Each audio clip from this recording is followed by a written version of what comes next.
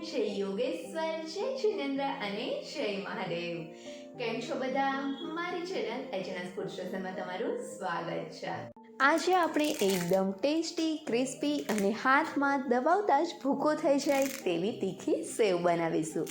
આ તીખી સેવ ઘરે બનાવવી ખૂબ જ સહેલી છે, તો ચાલો તેને બનાવવાની શરૂઆત કરીએ. તીખી સેવ બનાવવા માટે સૌથી પહેલાં એક મિક્સી જાર લઈ તેમાં 10થી 12 લસણની કળી લઈ લઈશું.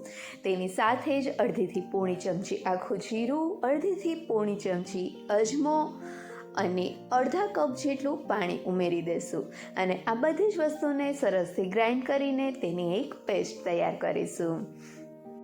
બધી જ વસ્તુને સરસથી ગ્રાઇન્ડ કરી લીધા પછી અહીંયા જોઈ શકાય છે કે બધી જ વસ્તુ સરસથી ગ્રાઇન્ડ થઈ ગઈ છે. તો હવે આ ગાર્લિકવાળા પાણીને સાઈડમાં રાખી દઈશું અને એક મોટું વાસણ લઈ તેમાં 4 કપ ચણાના લોટને આ રીતે ચાળીને લઈ લઈશું. અહીંયા તમે જોઈ શકો છો કે ચાળણીમાં આ રીતે ઊંધો વાટકો રાખીને આપણે લોટ ચાળીશું ને તો ખૂબ જ ઝડપથી લોટ ચડાઈ જાય છે. તો આ જ રીતે આપણે 4 કપ લોટને ચાળી લઈશું.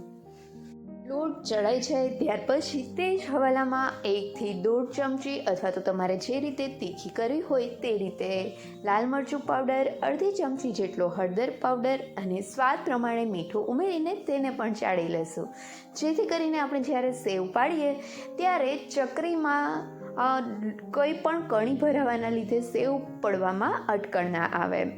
તો આ જ રીતે બધી જ વસ્તુને સરસથી ચાળી લીધા પછી હવે આ બધી જ વસ્તુને લોટમાં સરસથી મિક્સ કરી લઈશું.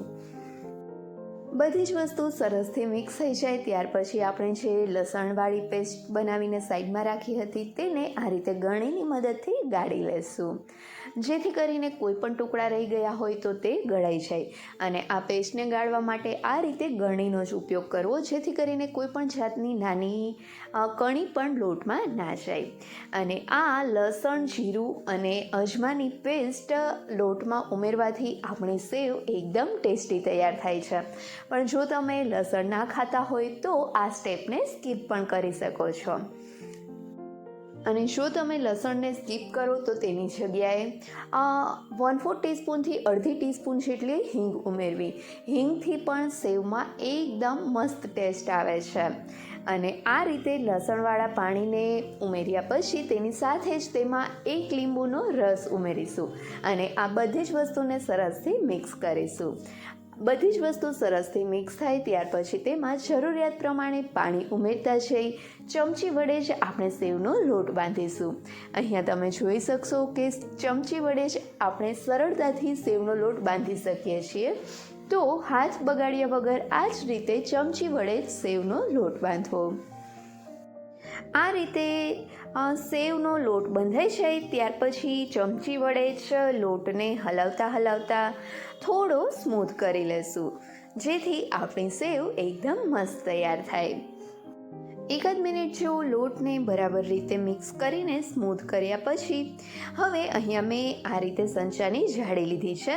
તો તેમાં છે આ 2 નાની સેવની ઝીણી જાળી હોય તેનાથી સેવ નહીં કરીએ, તેનાથી એક સાઈઝ મોટી અને તીખા ગાંઠિયાની જે જાળી હોય તેના કરતાં એક સાઈઝ નાની જાળી લઈ તેને આપણે સંચામાં લગાવી લેશું. અહીંયા તમે આ જ લોટથી ઝીણી સેવ પણ તૈયાર કરી શકો છો. અને ત્યાર પછી સંચાને ઓઇલથી ગ્રીસ કરી તેમાં લોટ ભરીને સંચાને સેવ બનાવવા માટે તૈયાર કરી લેશું. અને ત્યાર પછી બીજી સાઈડ અહીંયા મેં તેલ પહેલેથી જ ગરમ કરવા મૂકી દીધું હતું. તો હવે આ તેલને આપણે ચેક કરીએ તો તેના માટે થોડો લોટ લઈને તેલમાં ઉમેરીશું. અને અહીંયા જોઈ શકાય છે કે લોટ ઉમેર્યા પછી તરત જ તેમાં બબલ્સ થવા લાગ્યા છે અને લોટ પણ ઉપર આવી ગયો છે.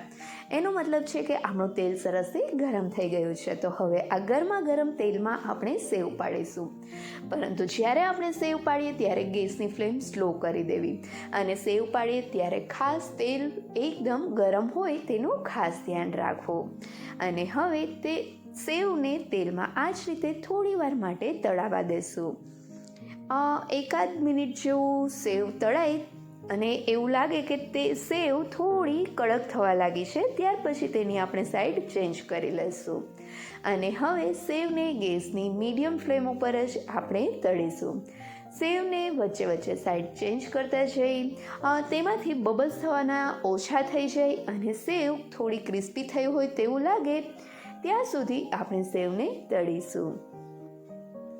થોડી વાર પછી અહીંયા જોઈ શકાય છે કે સેવમાંથી બબલ્સ થવાના ઓછા થઈ ગયા છે અને સેવ ક્રિસ્પી પણ થઈ ગઈ છે.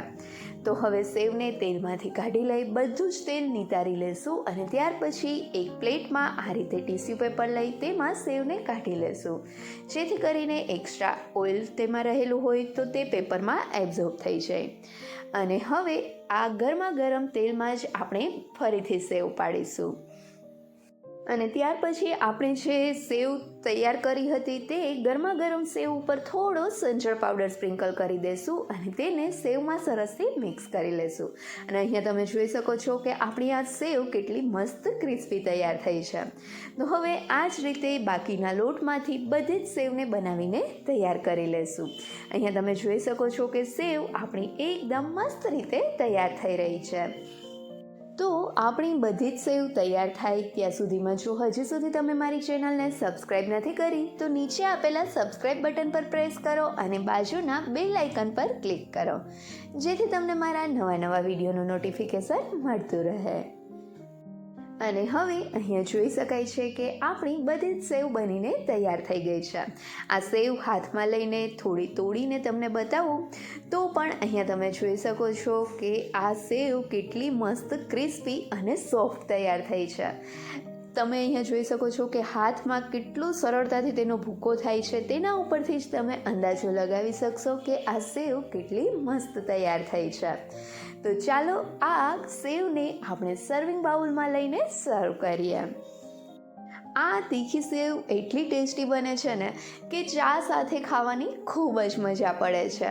અને એક વખત તમે આ સેવ બનાવશો ને પછી વારંવાર આ સેવ બનાવતા રહેશો. તો તમે પણ એક વખત આ રીતે તીખી સેવ જરૂરથી બનાવજો અને મને કમેન્ટ કરીને કહેજો કે તમને આ સેવની રેસીપી કેવી લાગી. જો રેસીપી ગમી હોય તો વિડીયોને લાઈક કરજો અને તમારા ફ્રેન્ડ્સ સાથે શેર પણ કરજો. અને હા, મારી ચેનલને સબસ્ક્રાઈબ કરવાનું ભૂલતા નહીં. Thank you so much.